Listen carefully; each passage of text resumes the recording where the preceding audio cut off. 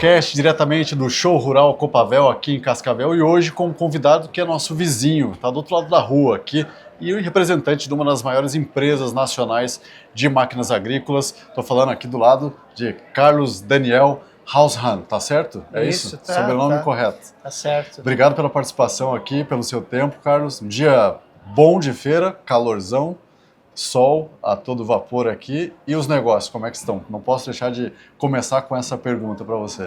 Boa tarde. E as perspectivas, como sempre, são muito boas, né? O agronegócio é otimista. O que você tem sentido aqui desse ambiente macro? Porque a gente tem uma safra boa sendo colhida no estado neste momento, mas os juros estão mais altos que do ano passado. O preço das commodities aí também estão mais altos. Isso está mais animando o produtor, deixando mais com o pé no freio, com relação à tomada de decisão para fazer investimento, ou não, o produtor está feliz com a safra e está fechando o contrato? A gente vê que é um misto, né? Obviamente o produtor tem três pontos que ele observa muito, que é o preço da commodity, a taxa de juros e a produtividade. Nesse momento nós estamos com uma das variáveis boas, que é a parte da produtividade, né? Então, o que a gente vem notando é que existe um pequeno ambiente de negócios que está um pouco travado, porque o produtor está esperando o que vai acontecer, o que não vai, mas aparentemente a questão vem melhorando dia a dia e a gente está vendo um ambiente cada vez um pouco mais trazendo para uma normalidade, um ano mais normal do ponto de vista comercial. Quando você fala que o produtor está avaliando mais com cautela e tudo mais, você diz, esperando o que vai acontecer, seria basicamente taxa de juros, porque hoje tem um cenário ainda de possível aumento da taxa, né? Nós temos assim muitas variáveis, né? Se você for olhar do ponto de vista de preço, também existe muita inquietação no mercado internacional, né? Todo mundo esperando o que pode acontecer nessa guerra comercial entre Estados Unidos e China. Isso pode trazer reflexos positivos ou também nem tanto para o Brasil, mas realmente a taxa de juros é uma coisa que impacta bastante e que faz empresas como a nossa tentarem acharem outras soluções para a comercialização dos seus produtos, né? Já que você está falando de Donald Trump aí, e essa guerra comercial, né, liderada por ele agora com esse novo mandato, a gente teve uma notícia agora de aumento da taxação aí para compras de aço e alumínio por parte dos Estados Unidos em 25%. De alguma forma isso te deixa mais otimista ou preocupado, talvez até com o mercado? Eu acho que sempre no curto prazo, ações como essas tendem a beneficiar empresas do ponto de vista interno, né, de mercado interno, mas no médio e longo prazo, efetivamente, isso não é bom para ninguém, né? A gente não tem na história do mundo boas experiências que surgiram a partir de rupturas comerciais globais, né? Protecionismo e isolamento, né? Exatamente. Pelo contrário, nós temos um histórico de casos negativos no mundo quando aconteceu isso. Então, a gente espera que em breve essas questões se amenizem e que a gente volte a ter um comércio normal, com um andar normal das negociações de commodities, né, sobre o mundo. O Carlos, você falou que vocês procuram nesse ambiente aí tentar buscar novos caminhos, né? Qual seria, no caso da indústria, com um ambiente desse, né, com juros mais elevados, com um produtor um pouco mais cauteloso, embora feliz aí com o resultado de produtividade, de safra, como que a indústria se planeja para um momento como esse em que você tem uma perspectiva que não é boa, né? Em termos de aquisição de crédito, porque o juro vai aumentar e tudo mais. No ano passado, anos anteriores, isso era bem diferente, né? A gente pegar a história recente aqui nos últimos 3 anos, a taxa era metade do que é hoje, né? Sim. Como que a indústria trabalha num cenário desse em que a coisa só piora em termos de financiamento e o produtor não tem como comprar sem se financiar, pelo menos uma parte? Né? A indústria ela sempre procura alternativas, né? A indústria ela nunca pode ficar parada onde está, ela tem que reagir de alguma forma. Então, Nós temos hoje canalizado bastante energia comercial para uma ferramenta que é o consórcio. A gente acredita que para esse ambiente, esse momento, o consórcio está bastante atrativo em termos uma taxa geral, um custo geral de capital menor do que a taxa que existe hoje. E aí é um perfil de produtor que se planeja melhor, Exato, não precisa comprar agora. Exatamente, então é uma alternativa. Outra alternativa nós temos buscado junto às instituições financeiras também uma composição de taxa de juros que, óbvio, não existe subsídio de taxas, mas que sejam mais atrativas ao produtor do que essas taxas normais que estão no mercado. Então, é um desafio, eu reconheço que é um desafio para a indústria. Nós, como produtores de bem de capital, ele tem uma íntima relação com financiamento de longo prazo, né? E quando você tem taxas tão altas, você inibe bastante, né? Então, é uma oportunidade da gente estar trazendo novas ferramentas, estudando junto às instituições financeiras, para que a gente consiga compor alguma coisa melhor. Só para a gente ilustrar um pouquinho melhor a conversa, qual que está sendo hoje a taxa de mercado quando ela não é subsidiada para uma compra de máquina? Nós temos N taxas. Mas vai de quanto a quanto e quanto que era isso 2 anos atrás? Você tem taxas aí de 13% a 18% hoje. 18%.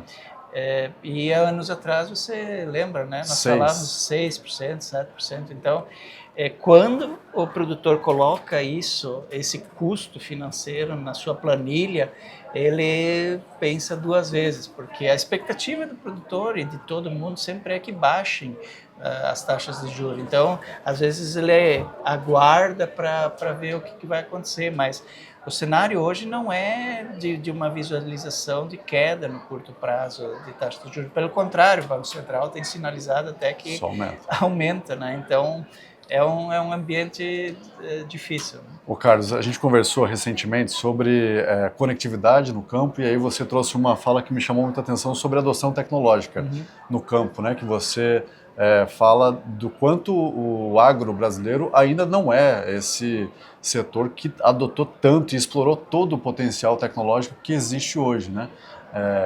Queria que você comentasse sobre isso, do porquê, da sua opinião, em que fase a gente está agora nessa coisa da adoção tecnológica. Eu acredito, tudo é uma questão de processos, né? De evolução de processos. Se você lembrar, nós da indústria, década de 80, nós identificamos numa metodologia como a mentalidade enxuta, o Lean, esses processos como ideais para a manufatura. E estou falando da década de 80, e hoje ainda, passados 40 anos praticamente, não temos assim muitas empresas ainda com adoção plena desse tipo de conceito manufatureiro.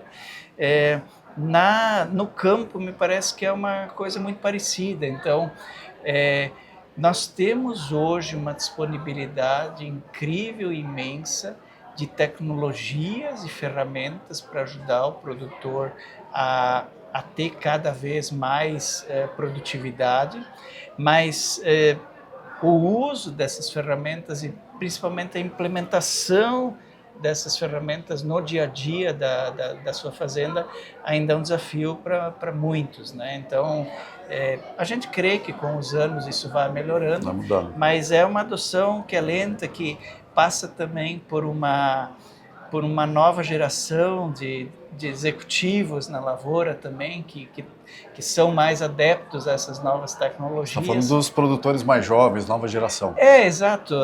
Eles têm mais facilidade de entender que a tecnologia está aí para ajudar, né? E uma disposição maior também. Uma disposição maior, de dedicar tempo a isso, porque isso necessita de tempo. Você não fica sabendo, conhecendo uma metodologia simplesmente por olhar para ela. Você precisa manusear, você precisa usar essa tecnologia para ver os benefícios, né? O Carlos, falando um pouquinho de história aí, né? A gente, quando avalia o quanto as máquinas agrícolas mudaram ao longo dos últimos 30, 40 anos, é uma coisa muito incrível, né, o que aconteceu. Como que você vê o futuro das máquinas agrícolas daqui 10, 20 anos? Serão mais máquinas autônomas, menores ou, enfim, mais drone? Como que você enxerga esse mundo? Ou é nada tão disruptivo, tão diferente do que é hoje? É um desafio. Hoje ainda estava comentando com um amigo meu ali. A gente tem orgulho assim de ter participado do crescimento da agricultura, né, nos últimos 40 anos no Brasil. Eu lembro quando nós tínhamos produtividades aí no Rio Grande do Sul como 30 sacos por hectare, eram grandes produtividades, o pessoal ficava feliz. Hoje isso aí Soja, não né? paga, soja, isso não paga mais a conta, né? Eu creio que o campo ele tem uma questão muito importante, que é a saída da mão de obra rural, né? Você, por N possibilidades adicionais de emprego em outras atividades, cada vez está ficando mais difícil de você ter gente no campo. Então, o que a gente vislumbra muito é que você vai cada vez mais ver produtos autônomos atuando na propriedade. A Jacto é prova disso, nós já temos máquinas autônomas rodando nas propriedades. E a gente acredita que esse automatismo que já existiu dentro da indústria, em outros segmentos, ele lentamente vai chegando até o campo por essa simples falta efetiva de mão de obra. Então, ou você implementa novas tecnologias que possam te ajudar a isso, ou daqui a pouco você não vai mais ter a produção que você tinha antes por simples falta de gente. Né? E num trabalho pesado, né? Muitas vezes, né? Não é um trabalho fácil, né? Exato. Então, a mecanização em si, a automação, ela vem muito forte, cada vez mais forte para a agricultura, né? Você vê regiões como o café, né? O café, a Jacto foi protagonista nesse mercado do café.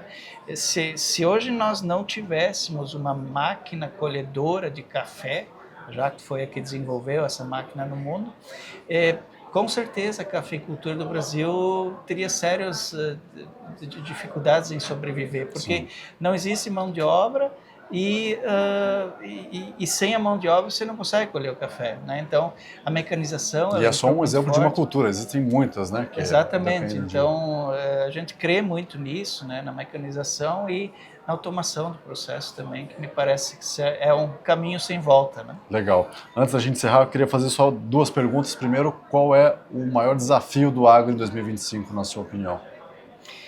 Eu creio que o agro em si, o produtor ele vai ter que ser muito bom de conta, né? Ele vai ter que... mais do que foi em 2024. Mais do que foi em 2024, me parece que as coisas têm se apertado, ainda mais para aquelas propriedades que já têm alguma alavancagem, cada vez mais custos maiores de capital. Então, sentar, analisar com profundidade seu fluxo de caixa e estar muito em cima do de como comercializar a sua safra, como fazer o custeio da próxima safra que vem aí. Eu acho que esse é o grande desafio do produtor para esse ano. Planejamento e controle, Exatamente. Em outras palavras. E para encerrar, você que tem uma carreira longa também no agronegócio, o que você considera que só o agro te proporcionou, que nenhum outro setor poderia te proporcionar ao longo dessa sua carreira? Aí pode ser conhecer uma pessoa, um lugar, uma viagem, algo, qualquer coisa. Eu particularmente, assim, o agro, eu fico muito feliz de ter vivido minha vida profissional nesse segmento. Primeiro porque foi um segmento o segmento cresceu muito no Brasil e no mundo, e esse crescimento do segmento proporcionou a uma geração inteira de pessoas que como eu, conviveram com esse mercado, conseguisse... O agro agregou valor e essa agregação de valor ela foi dividida com os atores desse segmento. Então, o que o agro me proporcionou? Eu hoje conheço mais de 130 países no mundo. Nossa. Sempre no agro. Né? Por causa do agro. Por causa do agro. Então, assim, o agro, ele foi e é minha vida, e eu fico muito satisfeito de ter feito parte, durante esses últimos anos, vários anos aí, na construção claro, de uma forma muito pequena, né? Mas no auxílio à construção do que é o agro brasileiro e mundial hoje. Muito bem, muito obrigado pela sua participação aqui no Globo Rural Cash e a gente volta num próximo episódio. Obrigado.